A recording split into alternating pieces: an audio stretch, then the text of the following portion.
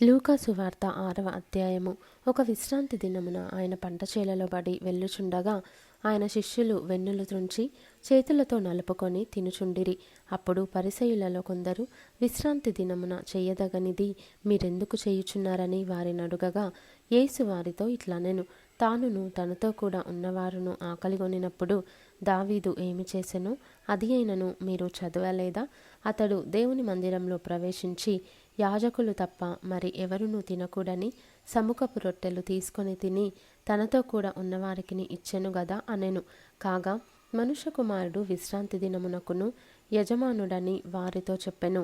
మరి ఒక విశ్రాంతి దినమున ఆయన సమాజ మందిరంలోనికి వెళ్ళి బోధించుచున్నప్పుడు అక్కడ ఊచ కుడి చేయగలవాడొకడుండెను. శాస్త్రులను పరిసయ్యులను ఆయన మీద నేరము మోపవలెనని విశ్రాంతి దినమున స్వస్థపరచునేమో అని ఆయనను కనిపెట్టుచుండిరి. అయితే ఆయన వారి ఆలోచనలెరిగి ఊచ చెయ్యగలవానితో, నీవు లేచి మధ్యను నిలువుమని చెప్పగా వాడు లేచి నిలిచెను. అప్పుడు యేసు, విశ్రాంతి దినమున మేలు చేయుట ధర్మమా, కీడు చేయుట ధర్మమా, ప్రాణరక్ష ధర్మమా, ప్రాణహత్య ధర్మమా అని మిమ్మును అడుగుచున్నానని వారితో చెప్పి వారినందరినీ చుట్టూ కలియజూచి, నీ చెయ్యి చాపుమని వానితో చెప్పెను. వాడు అలాగు చేయగానే వాని చెయ్యి బాగుపడెను. అప్పుడు వారు వెర్రి కోపముతో నిండుకొని యేసును ఏమి చేయుదమా అని ఒకనితోనొకడు మాటలాడుకొనిరి. ఆ దినములయందు ఆయన ప్రార్థన చేయుటకు కొండకు వెళ్ళి దేవుని ప్రార్థించుటయందు రాత్రి గడిపెను. ఉదయమైనప్పుడు ఆయన తన శిష్యులను పిలిచి వారిలో 12 మందిని ఏర్పరచి వారికి అపోస్తలులు అను పేరు పెట్టెను.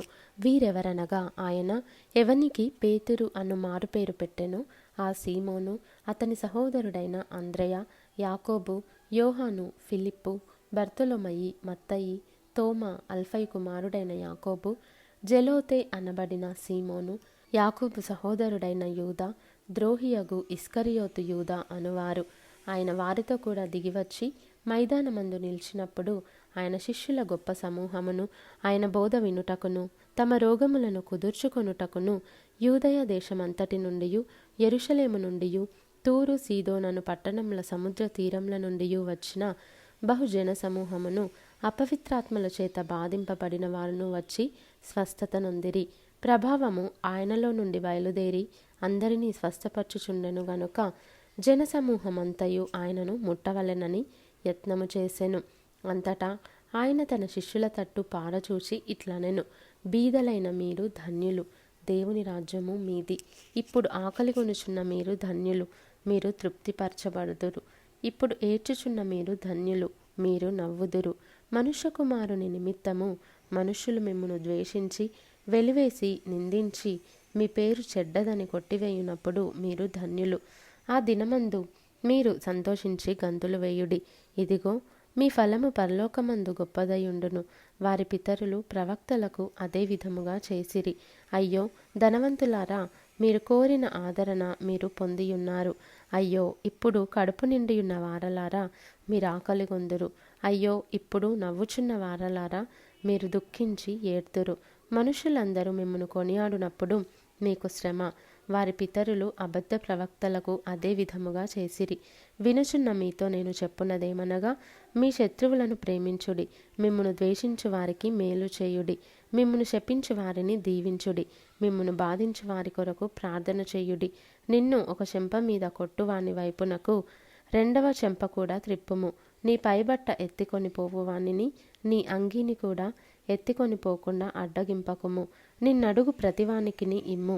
నీ సొత్తు ఎత్తికొని పోవువాని యొద్ద దాని మరలా అడుగవద్దు. మనుష్యులు మీకేలాగు చేయవలెనని మీరు కోరుదురో అలాగు మీరును వారికి చేయుడి. మిమ్మును ప్రేమించు వారినే మీరు ప్రేమించిన ఎడల మీకేమి మెప్పు కలుగును? పాపులను తమ్మును ప్రేమించు వారిని ప్రేమింతురు గదా. మీకు మేలు చేయు వారికే మేలు చేసిన ఎడల మీకేమి మెప్పు కలుగును? పాపులను అలాగే చేతురు కదా. మీరెవరి యొద్ద మరలా పుచ్చుకొనవలెనని నిరీక్షింతురో వారి యొద్దకే అప్పు ఇచ్చిన ఎడల మీకేమి మెప్పు కలుగును? పాపులను తామిచ్చినంత మరలా పుచ్చుకొనవలెనని పాపులకు అప్పు ఇచ్చెదరు గదా. మీరైతే ఎట్టివారిని గూర్చి అయినను నిరాశ చేసుకొనక మీ శత్రువులను ప్రేమించుడి, మేలు చేయుడి, అప్పు ఇయ్యుడి. అప్పుడు మీ ఫలము గొప్పదయుండును, మీరు సర్వోన్నతుని కుమారులై ఉందురు. ఆయన కృతజ్ఞత లేని వారి ఎడలను దుష్టుల ఎడలను ఉపకారి అయి ఉన్నాడు. కాబట్టి మీ తండ్రి కనికరము గలవాడై ఉన్నట్టు మీరును కనికరము గలవారయుండుడి. తీర్పు తీర్చకుడి, అప్పుడు మిమ్మును గూర్చి తీర్పు తీర్చబడదు. నేరము మోపకుడి, అప్పుడు మీ మీద నేరము మోపబడదు. క్షమించుడి, అప్పుడు మీరు క్షమింపబడుదురు. ఇయ్యుడి, అప్పుడు మీకు ఇయ్యబడును. అణచి కుదిలించి దిగజారునట్లు నిండు కొలతను మనుషులు మీ ఒడిలో కొలుతురు. మీరు ఏ కొలతతో కొలుతురో ఆ కొలతతోనే మీకు మరల కొలవబడునని చెప్పెను.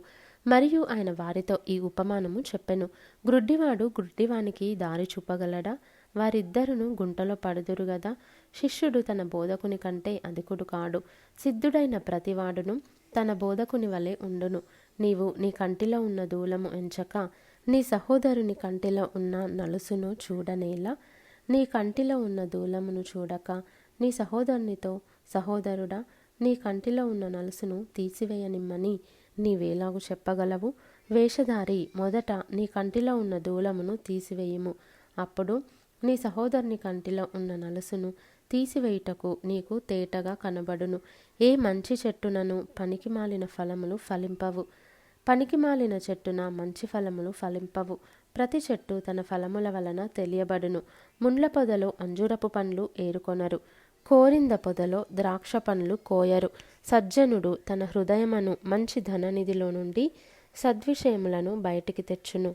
దుర్జనుడు చెడ్డ ధననిధిలో నుండి దుర్విషయములను బయటకి తెచ్చును. హృదయము నిండియుండు దానిని బట్టి ఒకని నోరు మాటలాడును. నేను చెప్పు మాటల ప్రకారము మీరు చేయక, ప్రభువా ప్రభువా అని నన్ను పిలుచుట ఎందుకు? నా యొద్దకు వచ్చి నా మాటలు విని వాటి చొప్పున చేయు ప్రతివాడును ఎవని పోలియుండునో మీకు తెలియజేతును. వాడు ఇల్లు కట్టవలెనని యుండి లోతుగా త్రవ్వి బండ మీద పునాది వేసిన వాని పోలియుండును. వరద వచ్చి ప్రవాహము ఆ ఇంటి మీద వడిగా కొట్టినను అది బాగుగా కట్టబడినందున దాన్ని కదిలింపలేకపోయెను. అయితే నా మాటలు వినియు చేయని వాడు పునాది వేయక నేల మీద ఇల్లు కట్టిన వానిని పోలియుండును. ప్రవాహము దాని మీద వడిగా కొట్టగానే అది కూలి పడెను. ఆ ఇంటిపాటు గొప్పదని చెప్పెను.